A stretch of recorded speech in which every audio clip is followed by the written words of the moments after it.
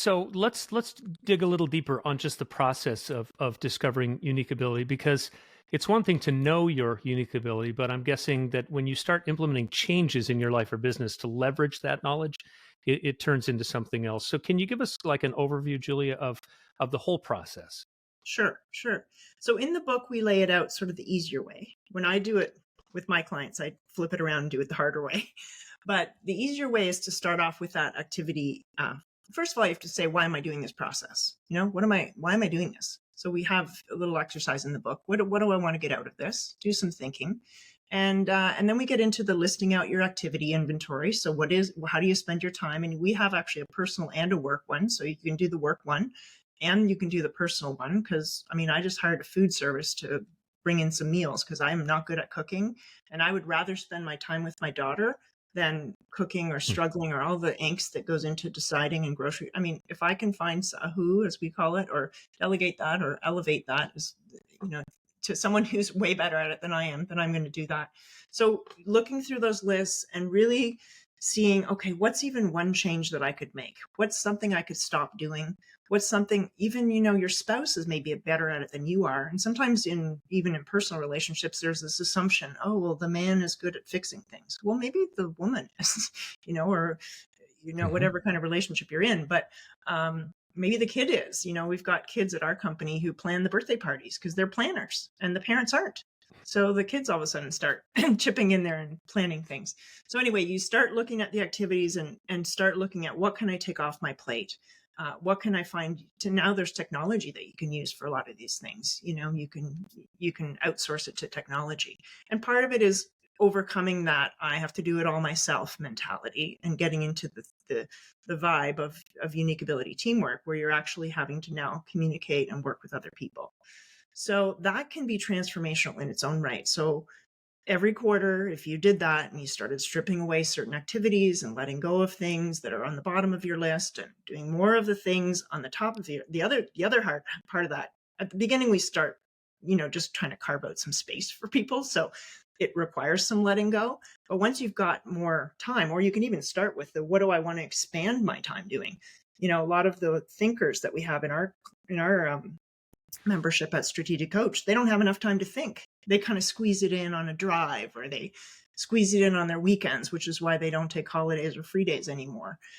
So we want you to align your calendar and your week with the things that you actually really like to do. Give yourself permission to take a morning to go and think at the coffee shop. That could be the best way that you're going to grow your business ever.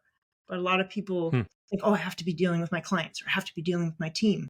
Well, actually, if you know what your unique ability, going back to clarity, if you know what you're really good at, you can then align your whole life and your time, and your activities and your opportunities around that unique ability. So that's kind of the first, more very practical, tactical way to get into unique ability. And then the second part of the book, we get into what we call the naming process. So, and part of Dan's unique ability at Strategic Coach is naming things, and he's very good at naming things. So we get you to articulate and put words around what actually are what we call them your 10 best habits. And these are strengths and talents that you've been using since you were a kid. Maybe you weren't using them all back then, but you can usually see the little germs that were, the things that were seeds that were germinating right then.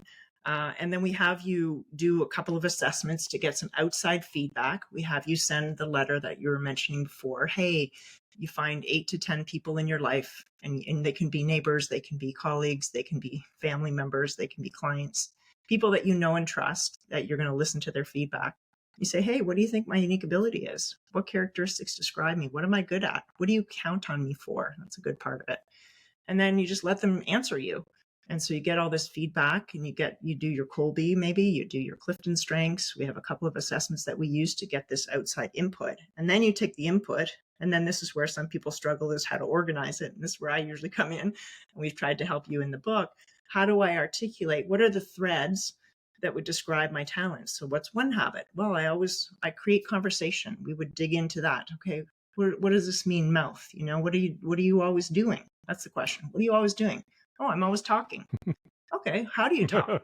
How do you create conversation? How do you start a conversation with someone? What are you doing? Are you listening? And then you start to just craft a story around your communication talent, right? And then Mm. once you get those, usually people are kind of perfectionistic with this. I would say just do a first 80% and just get something down on paper because it's better than nothing. And it's also not the easiest process because we're not, you're like, well, I don't know, Julia, what I'm doing. I'm just talking. It's just like breathing to me. I don't know how to describe it. And so that's where you get into, well, just write something down and just start thinking about it. And then you start to craft out an actual description of your unique ability that you can have going forward. I wanted to ask you, Julie, about that letter that you recommend people send out. It says, "I'm a participant in an entrepreneurial coaching program. One of the most important concepts in the program is the concept of unique ability." And it basically goes down the why of why I'm asking this question. I trust and respect your opinion. But what I thought was really interesting about this letter is we have so many people in our lives that are very, very close to us that we have never asked this question to. We've never had the occasion to say, what is it that you find special about me?